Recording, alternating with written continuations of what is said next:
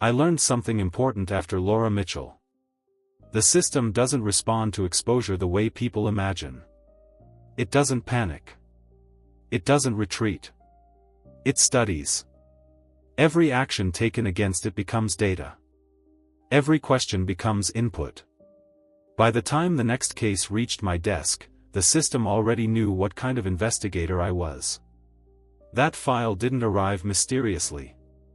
It came through the front door, properly logged, properly justified, carrying the scent of legitimacy. That was the first warning. Dangerous things don't arrive screaming. They arrive formatted. The case summary was immaculate. No emotional language. No ambiguity. The subject wasn't missing. They were transitioned. That word appeared 3 times, each usage slightly different, each meaning less human than the last. Transitioned professionally. Transitioned geographically. Transitioned operationally. I'd seen removals before. This wasn't removal. This was preemption. The system hadn't waited for conflict. It had identified probability and acted before resistance could form. I read the timeline carefully. Everything aligned too well. Meetings accounted for. Approvals staggered just enough to look organic. No sudden spikes. No gaps. The kind of timeline only a machine could love. I checked the deviation trigger. A single request routed 1 level higher than expected. No accusation. No complaint. Just a curiosity that escaped its lane. That was enough. 40 hours later, the correction was complete. No disciplinary action. No investigation. The subject accepted the transition willingly. Of course they did. The offer was framed as advancement. Declining would have required justification. Most people don't justify when they can comply quietly. That's how alignment replaces coercion. I traced the approval chain. Fewer human hands this time. Less discretion. The automation had been promoted. Its recommendations arrived pre-packaged, complete with language that discouraged dissent. Whoever signed off hadn't made a decision. They'd endorsed inevitability. I leaned back and felt the shift settle. Laura had been erased because the system was still reactive. This person had been corrected because the system had learned to anticipate. That wasn't progress. It was efficiency. And efficiency is the most dangerous form of intelligence because it feels neutral. I searched for the human moment, the place where choice still mattered. It was there, but barely. A single checkbox. A signature buried in a digital stack. One person still had the ability to pause the process. They hadn't. That told me something else. The system didn't need villains. It needed tired people. Tired people don't resist defaults. I closed the file and stared at the wall longer than necessary. This case wasn't asking to be solved. It was demonstrating an upgrade. The system hadn't fixed its mistake. It had redesigned the workflow so the mistake couldn't happen again. And that meant Laura Mitchell wasn't an exception anymore. She was a prototype. I understood then that episode 2 wasn't about uncovering another disappearance. It was about watching a correction mechanism operate in real time. The danger wasn't what the system did when challenged. The danger was what it did when it no longer needed to be. I didn't need the system to tell me it had improved. I could see it in the people. Tools don't become dangerous because they're powerful. They become dangerous because they change behavior. The second file was cleaner than Laura's, but it was the reactions around it that mattered.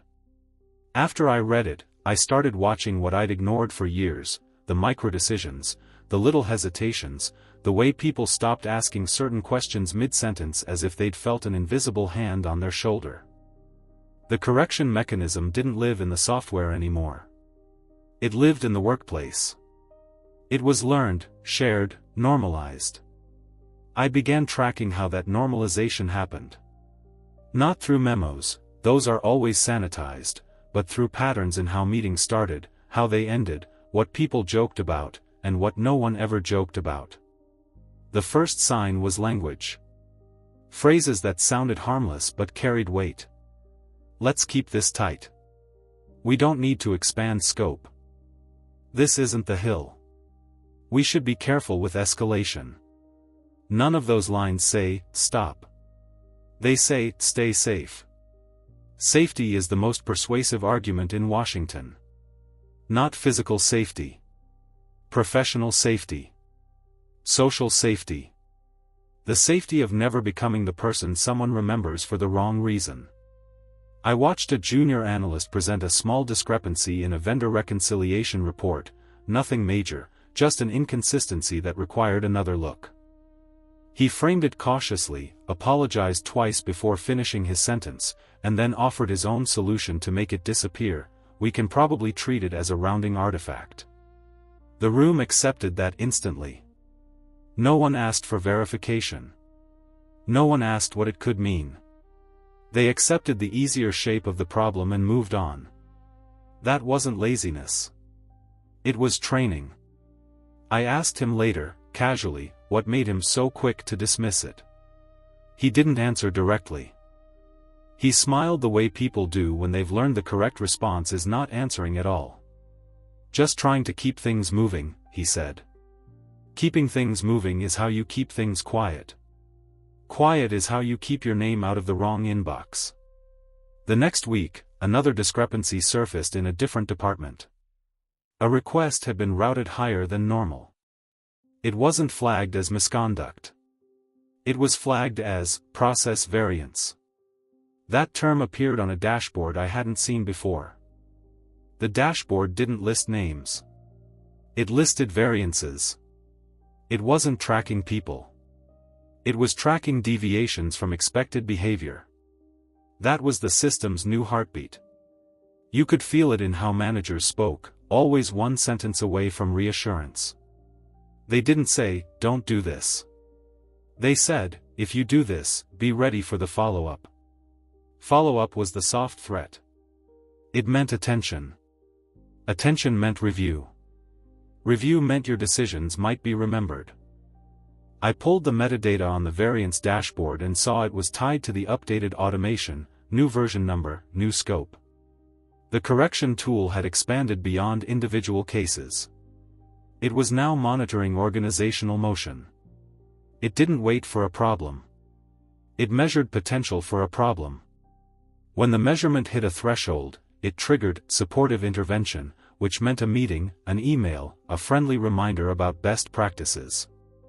That's how you correct without force. People correct themselves to avoid being corrected externally. I tested the threshold quietly. I routed a harmless request one step higher than usual. Not sensitive. Not political. The response came within 6 hours. A polite email from a process coordinator I'd never interacted with. Just checking if this was intentional. It included a link to guidelines. It thanked me for my attention to consistency. It didn't accuse. It didn't threaten. But it told me the system was watching and, more importantly, it told me it could reach out instantly with a human voice. Automation had learned to speak like a colleague. That's when I understood why the approval chains had fewer names now. The system didn't need intermediaries to push decisions. It needed intermediaries to normalize its presence. Friendly coordinators. Soft interventions. Helpful check-ins. Those people weren't villains. They were adapters. They translated algorithmic caution into human etiquette. The result was the same, behavior changed. Curiosity became something you performed only when you could justify it as required. Anything else looked like variance. Over the next several days, I attended meetings I hadn't been invited to before. Not as a participant, but as a resource. That word made me laugh, quietly, because it's what systems call people when they want to forget their people. In those meetings, I watched how corrections were framed. We're protecting stability. We're minimizing exposure. We're keeping the mission on track. Mission language is another mechanism. It turns doubt into disloyalty without ever saying so. A manager asked if an inquiry could be postponed until after a quarterly review. Not because the inquiry was wrong, but because timing was sensitive. That's what correction looks like when it becomes culture. It's never the substance that's discouraged, it's the moment. Delay is correction without confrontation. I went back to the case file that started this episode and reread it with this cultural lens. The subject wasn't removed. They were offered a path that made refusal socially expensive. If they stayed, they'd be the person creating variance. If they left, they'd be celebrated for flexibility. Flexibility is the virtue system's reward when they want you to disappear politely. I traced the subject's new role. Different city. Same employer. Same network. They hadn't vanished. They'd been relocated away from pressure points. That's why no one looked for them.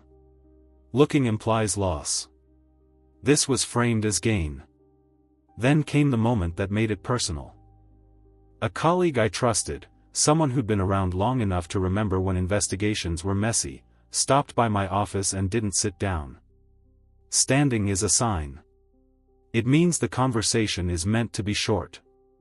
He asked, carefully, what I was working on. Not the usual curiosity. Something measured. I answered with routine. He nodded, but his eyes didn't relax. Just be careful, he said, and left. That was the first time someone had warned me without disguising it as advice. It meant the correction culture had reached the part where people start protecting themselves by distancing from those who might become variants. It meant my name had entered the quiet layer of conversation, the one that never appears in records but shapes decisions anyway. I realized then that episode 2 wasn't just describing a system. It was showing how it recruits the room. The tool didn't need to erase people anymore. It taught everyone else how to do the erasing by omission. By not following up. By not remembering. By keeping things moving. And once a room learns that lesson, the system doesn't have to correct individuals often. It only has to correct the room occasionally, to keep the lesson fresh. That was the upgrade. Laura Mitchell had been corrected by force because the room hadn't learned the pattern yet. Now the room was learning faster than I could document. The question shifted in my mind from, how do I expose this, to, how do I interrupt learning? Because if the learning continued, the system would become invisible again, not by hiding, but by becoming normal. And normal is the hardest thing in the world to prosecute. I used to think fear announced itself. Raised voices. Closed doors. People looking over their shoulders. That's not how it works once a system matures. Fear doesn't shout. It settles. It becomes etiquette. By the time I reached what I think of as the third phase, fear had stopped being an emotion and started functioning like a rule set. You could feel it in how people prepared for meetings, in how documents were pre-edited before anyone else saw them, in how questions were framed so they could die quietly if necessary. The system didn't need to threaten anyone anymore. It had taught everyone how to protect themselves. I watched it happen in real time. A compliance review that should have taken an afternoon stretched into a week because no one wanted to be the person who signed off too quickly or too slowly. Speed had become suspicious. Hesitation had become risky. The safest posture was careful neutrality. Careful neutrality produces nothing new. It preserves what already exists. That's why systems love it. I started seeing the same behaviors I'd once associated with high-stakes cases appear in low-stakes ones. People asked permission to ask questions. They seat supervisors unnecessarily. They softened language until it meant nothing at all. The culture had shifted from investigation to risk avoidance. And risk, I realized, was no longer defined by outcomes. It was defined by attention. Anything that attracted attention was dangerous. Not because it was wrong, but because it forced explanation. Explanation exposes structure. Structure invites evaluation. Evaluation threatens continuity. That's the chain. I saw a mid-level manager quietly reassign a project after a junior staffer raised a concern that wasn't even substantiated yet. The concern wasn't dismissed. It was relocated. Out of sight. Out of context. Out of danger. The staffer wasn't reprimanded. He was thanked for his diligence and moved to something else. That was the elegance of it. No punishment. Just redirection. People don't fight redirection. They mistake it for care. I began to understand why Laura had been such a problem. She hadn't accepted redirection. She hadn't allowed her concern to be reframed as something else. She'd kept asking the same question in slightly different ways, which is the one behavior systems can't tolerate once they've optimized. Repetition forces recognition. Recognition creates memory. Memory creates responsibility. I felt that responsibility pressing in now, not from above, but from the side. Colleagues stopped inviting me into informal discussions. Not because they disliked me. Because proximity to me carried variance. Variance was contagious. I noticed people pausing before replying to my emails, rereading them as if searching for hidden intent. They weren't suspicious of me.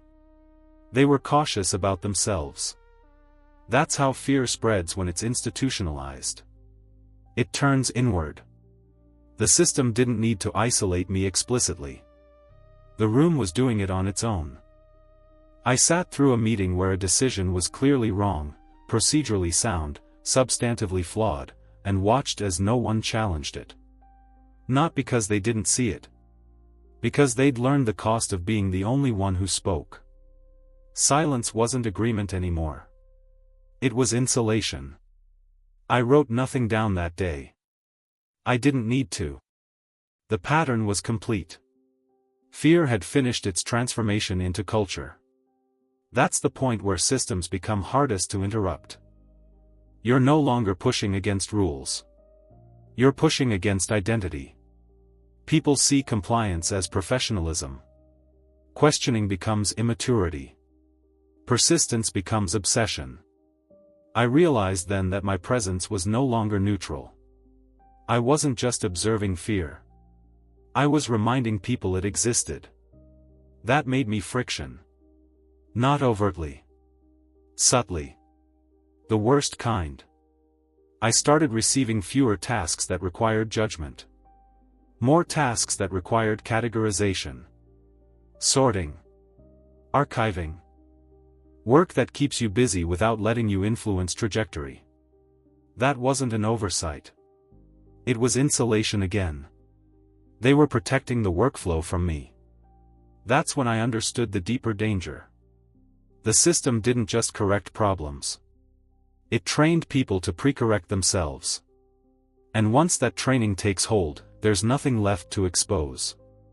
You can't point to a threat because no one feels threatened. They feel managed. Safe. Efficient. I thought back to Laura, to how alone she must have felt near the end, when the room around her had already learned the lesson she refused to accept. She wasn't removed because she was loud. She was removed because she was consistent.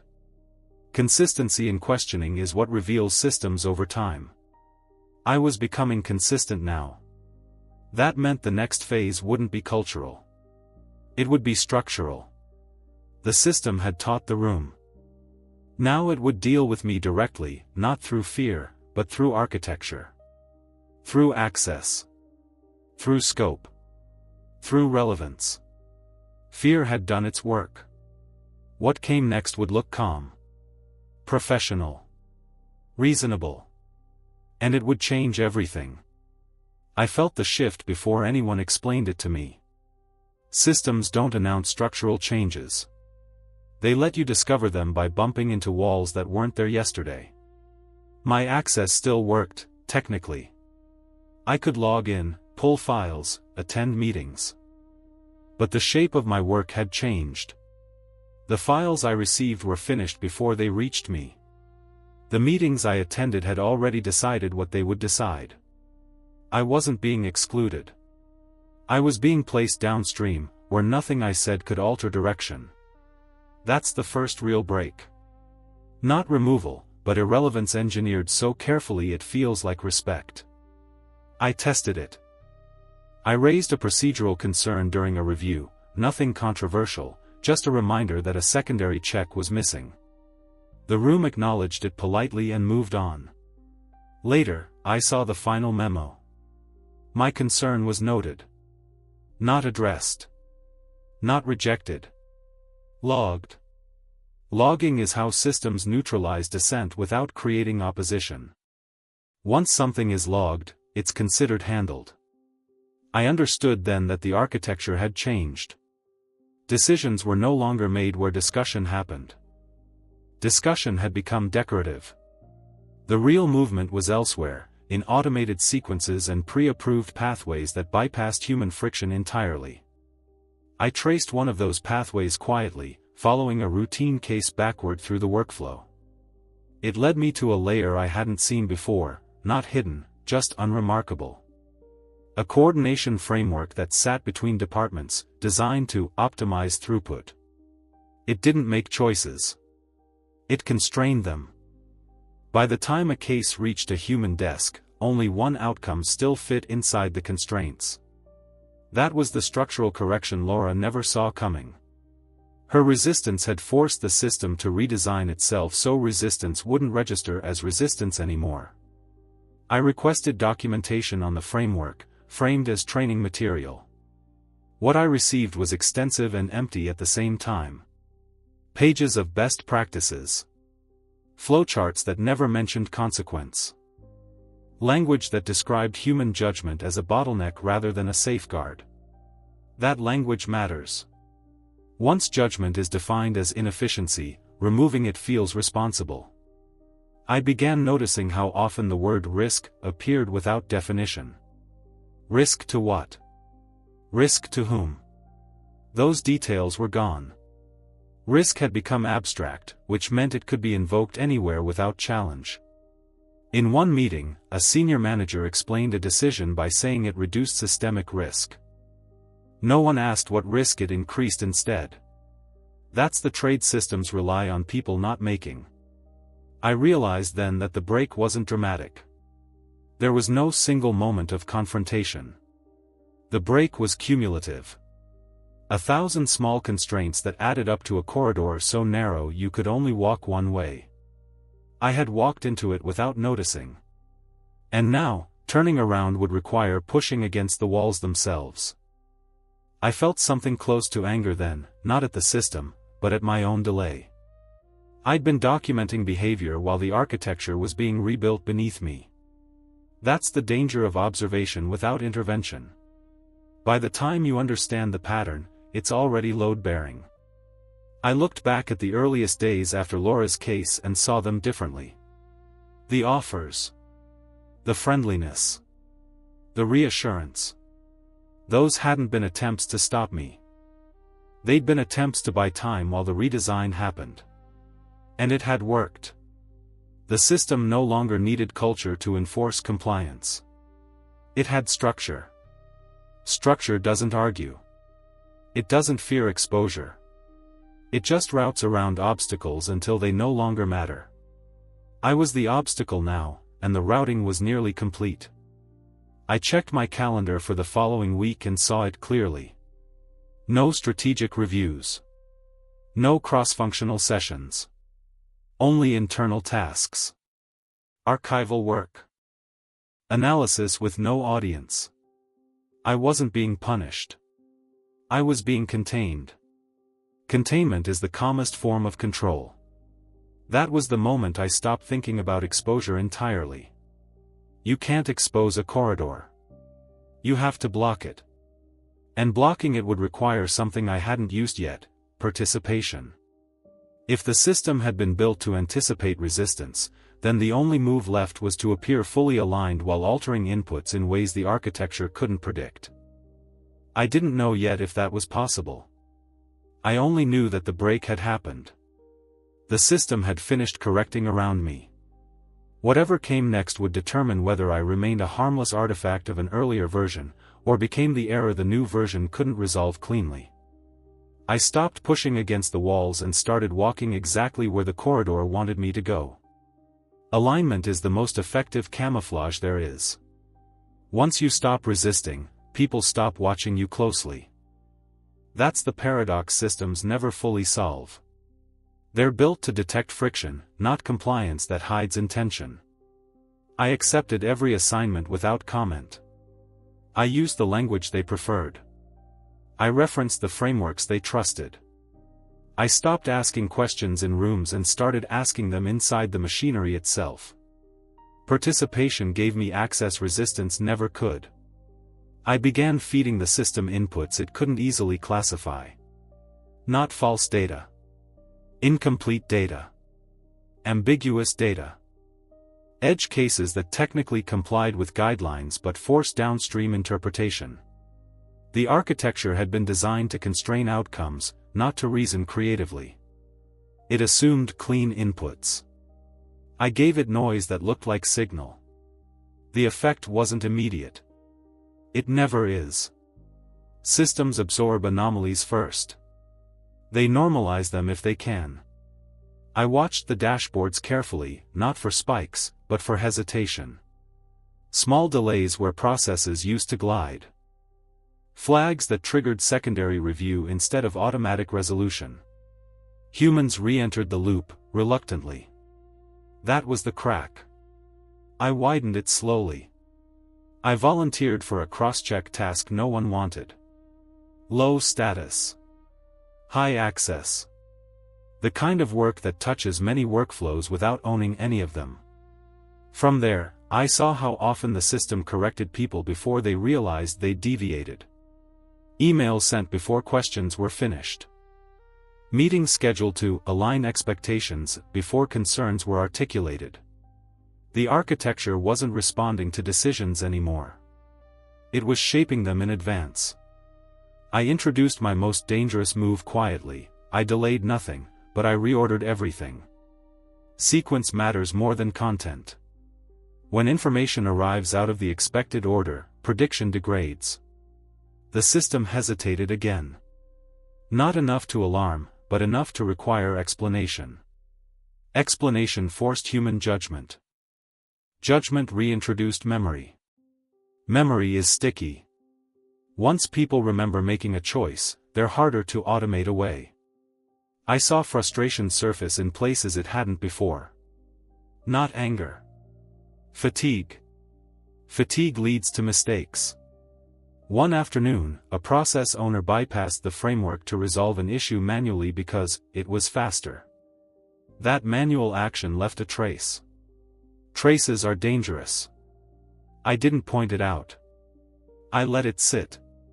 2 days later, another manual bypass appeared. Different department. Same justification. The architecture had been optimized for consistency, not resilience. When pressure increased, people reverted to habit. Habit is where systems reveal their blind spots. I felt the tension rising now, not directed at me, but at the friction itself.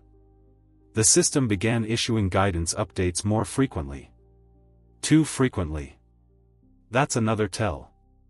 When rules change faster than people can absorb them, compliance becomes performative. Performative compliance looks aligned until it fails catastrophically. I didn't need catastrophe. I needed doubt. Doubt spreads faster than error because it doesn't require proof. I let small inconsistencies persist just long enough to be noticed by people who still cared about craft. Not whistleblowers. Professionals. People who took pride in precision. They started asking each other quiet questions. Not in meetings. In hallways. Inside chats. That's where culture forms before systems can measure it. I heard my name mentioned once, indirectly. Not as a threat. As a reference. He's good at seeing patterns. That was new. Dangerous, but useful. It meant my irrelevance wasn't complete. The system sensed it too. Access tightened slightly. A permission delayed. A request rerouted. Too late. The idea had already moved. Ideas don't need access once they're shared. They live in people. I understood then that this move had changed the risk profile. I wasn't challenging the system anymore. I was contaminating its assumptions. That's harder to correct. You can isolate a person. You can't easily isolate uncertainty once it's distributed. I felt the weight of that choice settle. This wasn't reversible. Alignment had been my cover, not my destination. The next response wouldn't be polite. It would be decisive, not punitive, but final in its own way. Systems don't escalate emotionally. They escalate architecturally. They change where you can stand. I locked my office that night knowing the next adjustment wouldn't try to silence me. It would try to place me somewhere I couldn't hear anything at all. And if that happened, the only question left would be whether what I'd already set in motion could continue without me. I saw it coming before it happened, which didn't make it easier to accept. Systems don't improvise at the end. They execute prepared options. When alignment fails to neutralize variance, when containment leaks uncertainty, there's only one move left: removal without drama. Not termination. Not accusation. Reassignment so complete it severs context. The notice arrived mid-morning, framed as opportunity again. Strategic realignment. Temporary placement. Cross-agency advisory role. The language was flattering enough to sound like recognition. It wasn't. It was distance.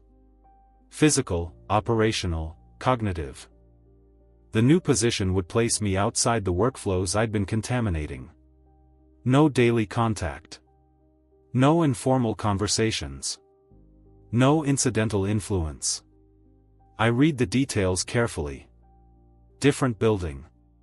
Different network permissions. Different reporting line. The timing was precise. Just early enough to prevent further spread. Just late enough to feel inevitable. I didn't protest. Protest creates records. Records invite justification.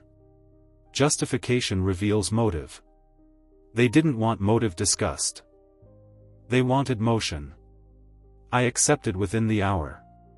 Acceptance disarms escalation. People relax when they think the problem understands its place. The transition happened fast. Faster than policy usually allows. That speed confirmed everything. I packed lightly. Not because I was detached, but because objects anchor memory. Memory would slow me down. The new office was quieter, cleaner, designed for focus rather than collaboration. Glass walls. Frosted enough to blur faces. Perfect for thinking.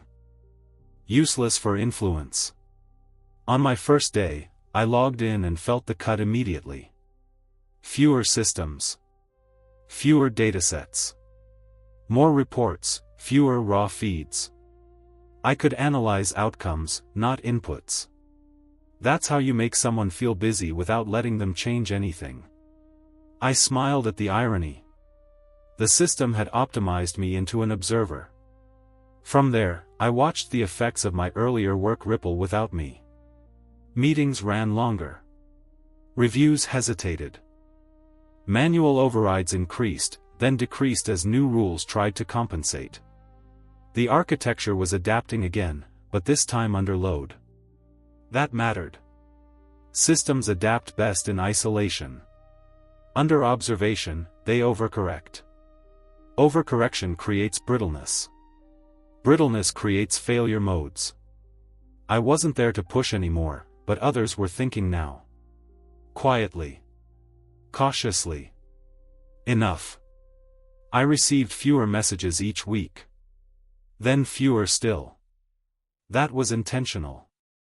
Out of sight, out of mind. Except ideas don't follow HR protocols. They don't respect reassignment.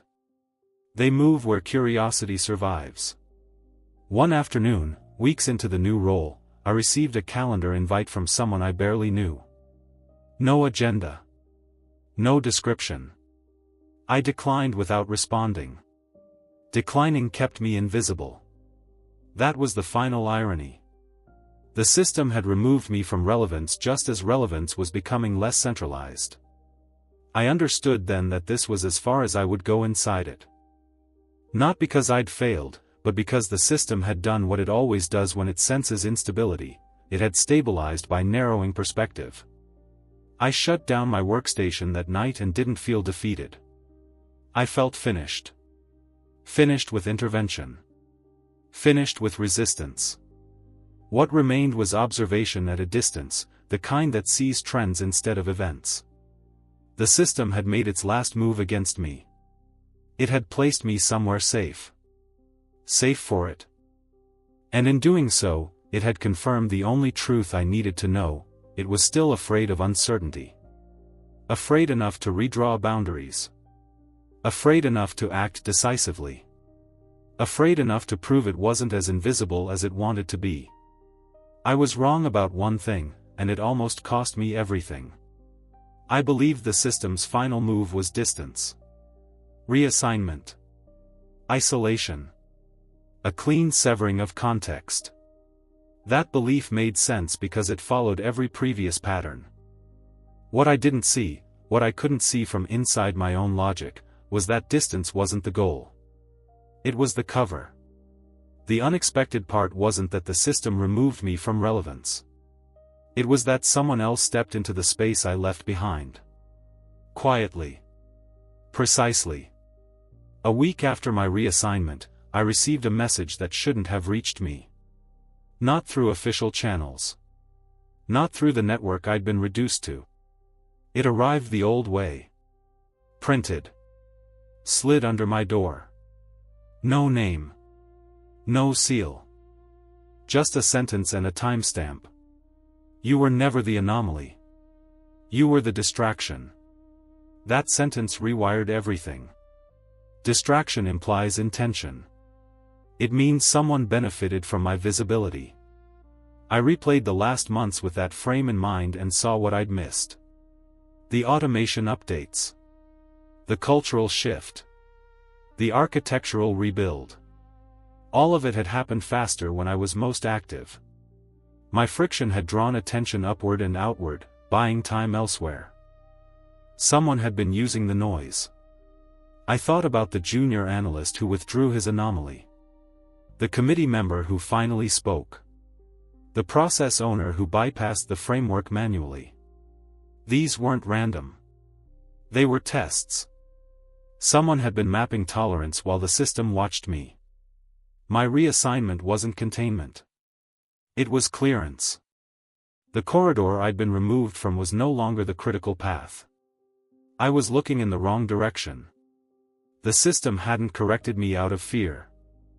It had corrected around me to hide something else stabilizing into place. I understood then why the message was physical. Digital channels were monitored. Paper was not. The timestamp led to a public archive building, open to researchers, ignored by operators. The kind of place systems forget because it doesn't move. I went without telling anyone. For the first time in months, I acted without anticipation. Inside, among shelves that smelled like dust and patience, I found the thing the system had learned to hide behind: precedent. A quiet pilot program from years earlier. Never terminated. Never expanded. Just parked. It wasn't an algorithm. It was a governance model. A way to route accountability so it never accumulated. The automation had been a tool. This was the design. And someone was reviving it. I stopped thinking like an investigator and started thinking like a witness. Witnesses don't chase. They wait for confirmation. I followed the paper trail outward, not upward. Precedent doesn't sit in executive offices. It sits in annexes, advisory boards, temporary authorities that never dissolve. I found names I recognized, not from decisions, but from continuity. People who survived every reorganization. People who were never blamed and never praised. Operators who didn't need tools because they were the tool. One name appeared twice, separated by a decade, attached to interim oversight. Interim is how permanence sneaks in. I watched as new language entered policy drafts, subtle, reasonable, familiar. Corrective alignment. Stability assurance. The same phrases I'd seen weaponized culturally were being formalized structurally. This wasn't optimization anymore. It was entrenchment. And it wasn't automated. It was curated. The unexpected turn sharpened. The system I'd been fighting wasn't the main system. It was the shield. The visible mechanism absorbing blame while a quieter governance layer consolidated authority without spectacle. My earlier interference had accelerated the handoff. I hadn't slowed the machine. I'd helped it mature. That realization stung, but it clarified my next move. You can't expose a shield by hitting it. You expose it by stepping around it. I began documenting only what connected the visible corrections to the hidden governance. Not outcomes. Interfaces. Where recommendations became mandates. Where support became obligation. I didn't share this. I staged it. Witnesses again. Archivists. Compliance trainers. People whose job was memory. The kind of people systems underestimate because they don't decide.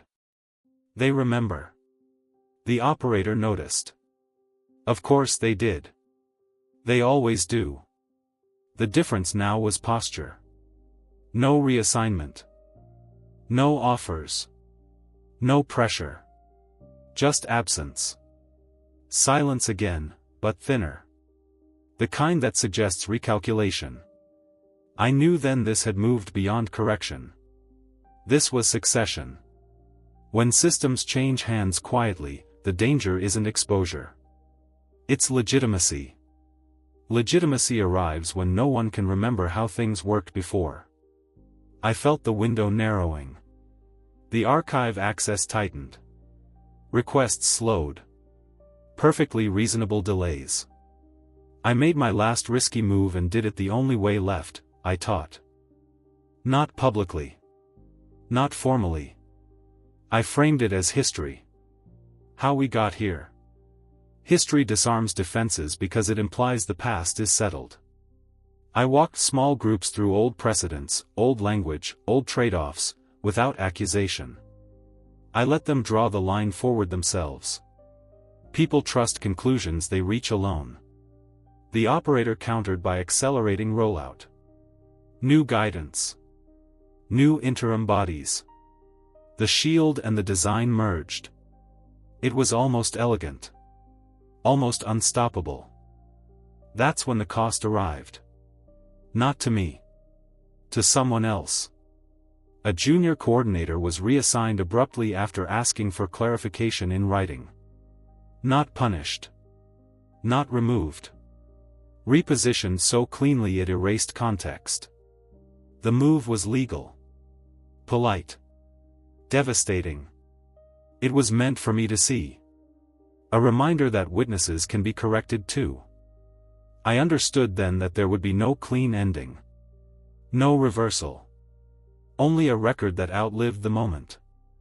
I secured that record the only way left, by dispersal. Not one archive. Several. Not one narrative. Multiple partials. Enough that erasure would require explanation. Explanation creates light. Light is expensive. That was the leverage. It wasn't justice. It was cost. Nothing collapsed. Nothing was exposed on the evening news. The system advanced, but it did so heavier than before. Slower. More careful. The operator remained unnamed, which meant they remained limited. The shield stayed in place, but it no longer absorbed everything cleanly. Hesitation returned. Small, but persistent. I remained where I'd been placed, outside the corridor, inside the building.